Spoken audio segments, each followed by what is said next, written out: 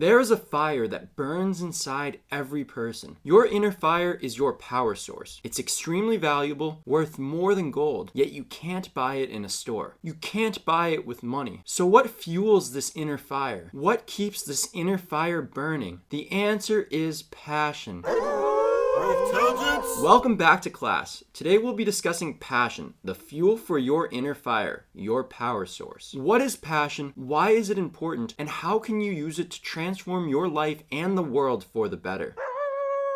Passion is not exactly what you think it is. Common definitions of passion include a strong feeling of love or enthusiasm, the object of any strong desire or fondness, extreme compelling emotion, intense emotional drive or excitement. These definitions aren't necessarily wrong, but they don't paint the full picture of what passion really is. Passion is a willingness to suffer for what you love. That is deep. Passion is a willingness to suffer for what you love. Wow, deep.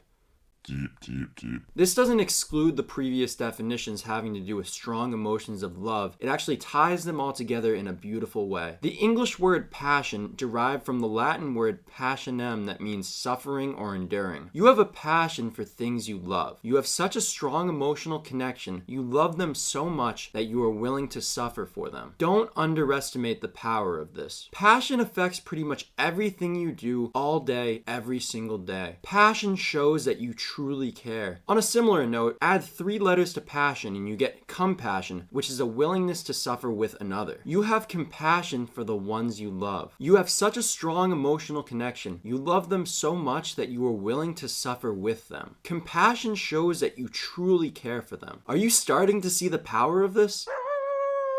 Passion is power. Passion is power. Passion is power. I want you to get this simple equation stuck in your mind. Passion equals power. When you are passionate, you are powerful. The opposite of passion is apathy, which means you don't care at all. When you are apathetic, you are weak. And you take one letter off and you are just pathetic, and that's not something that anyone wants to be. Nobody wants to be pathetic. We want to be passionate. So, why does passion equal power? What makes passion so powerful? It's all about your energy. Passion fuels your inner fire, which in turn gives you more energy, and the more energy you have, the more powerful you are. The most powerful thing in our solar system is the sun. The sun's power is so ridiculously large that any numbers won't do it justice. We just aren't able to visualize such large numbers. It's responsible for supporting trillions of beings of life on Earth, and that's not including potential life on other planets. But now you may be wondering, how does the sun produce all of its energy? The sun's core has an extremely high temperature and pressure, which causes hydrogen atoms to fuse together into helium, yielding a bit of energy. This process is called nuclear fusion. A similar thing is going on inside your core, which some people call the solar plexus. You know, the solar plexus, the sun, the solar system, it's all kind of starting to make sense now. It's all starting to add up, weave together a little.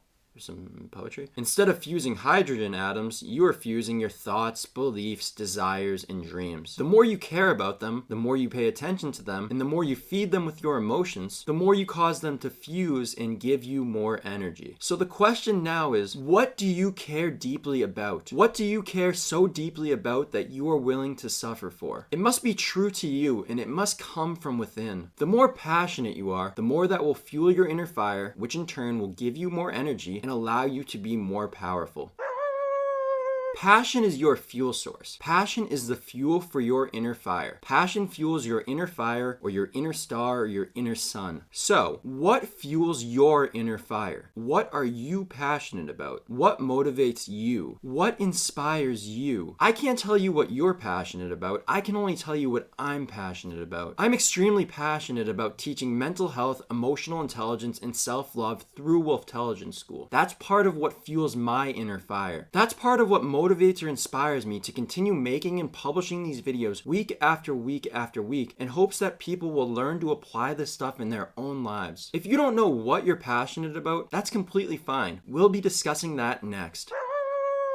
So, how do you get passion? How do you become passionate about something? Are you born with passion, or is passion a choice? I believe there are some passions that everyone is given when born. This includes a passion for learning, a passion for playing, a passion for having fun, and a passion for loving. Although you are born with these, some people lose them over time, usually as a result of some negative experiences. Even if you lose them for a certain period of time, know that you can always get them back. I believe there are also many passions that you choose and develop over time. The way you find these types of passions is through trial and error. You try a bunch of different things in order to find out what you're truly passionate about. For example, as a kid, you might try playing several different sports, soccer, baseball, basketball, as you have a passion for playing. After trying these over time, you may find out that you have a passion for one sport in particular, and you don't really enjoy playing the other ones as much. If you haven't found anything that you're truly passionate about, if you don't have any passions, the solution is simple. You need to try more things. You need to try more things.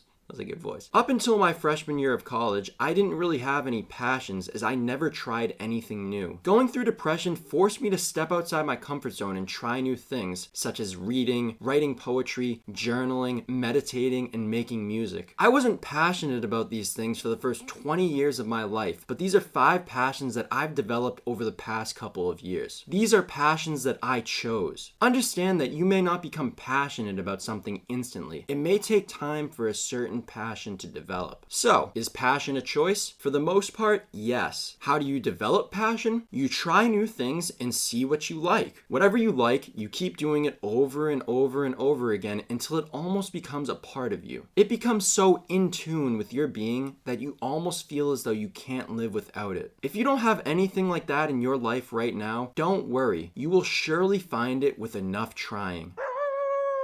Like fire, passion can be used to either create or destroy. Fire can be used to cook a meal and feed a hungry family, yet it can also be used to burn down a forest or a house or an entire village. I'd highly recommend that you use your passion constructively, not destructively. Your passion should never be anti or against something. You always want to frame it in a positive way to assure that you use it for good. For example, if you're extremely passionate about world peace, which is a pretty cool thing to be passionate about, you don't want to be anti-war. You want to be pro-peace. Your goal is still the same, to get rid of war and have everyone live harmoniously, but the way you frame it in your mind will affect all of the actions you take in order to make it a reality. You want to focus on the destination you're traveling to, not the one you're running away from. Know the power of your passion. Know the power of your passion. Know the power of your passion. Know the power of your passion. I truly believe that you can change the world with your passion, whatever it may be. You can choose to change the world in a positive way, or you can choose to change the world in a negative way. It's all up to you. I'd recommend that you use your passion for good. Don't use it for evil. Use your passion to help uplift others. Don't use it to tear them down. Use your passion to create. Don't use it to destroy. Choose to use your passion to make a positive difference in this world. Choose to use your passion creatively and constructively.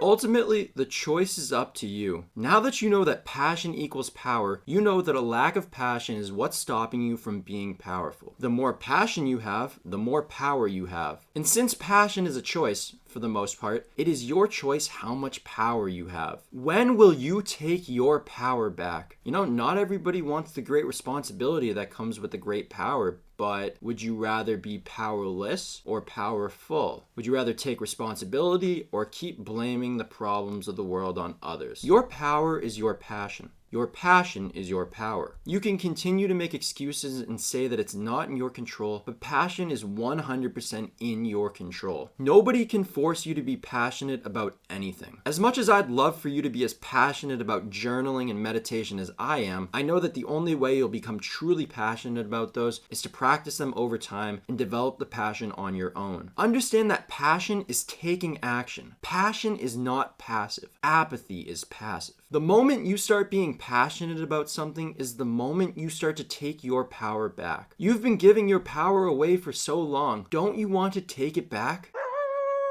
Today's homework is to try to apply passion into one area of your life. Pick one area of your life, whether it's school or work or sports or clubs or your social life or your self-care or your mental health, and ask yourself these questions. What do I truly enjoy doing? What do I love so much that not only would I be willing to do it for free, but I would actually pay to be able to do it? What do I love so much that I want to do it every single day? What do I love so much that I am willing to suffer for? These journaling prompts may help point you to a passion you already have in your life or to something you believe could be a passion in the near future. If you can't answer any of these questions, if there's nothing that you truly enjoy or love doing, then I'd recommend that you start trying more new things. Start trying new things. Try new things. Try new things. Passion is so powerful that once you start to apply this into one area of your life and see the results, you'll have the confidence to apply this into another area of your life, and then another, and then another, and then another, until you literally become passionate about everything in your life. You'll get to the point where you are passionate about life itself. Do you think this is truly possible, or just a beautiful fantasy expressed through poetry? Well, that's it for today's class. If you enjoyed this video, be sure to hit the like button and stick around for future classes. Also, be sure to let me know your comments and questions down below. When you are passionate, you are powerful. You are powerful. So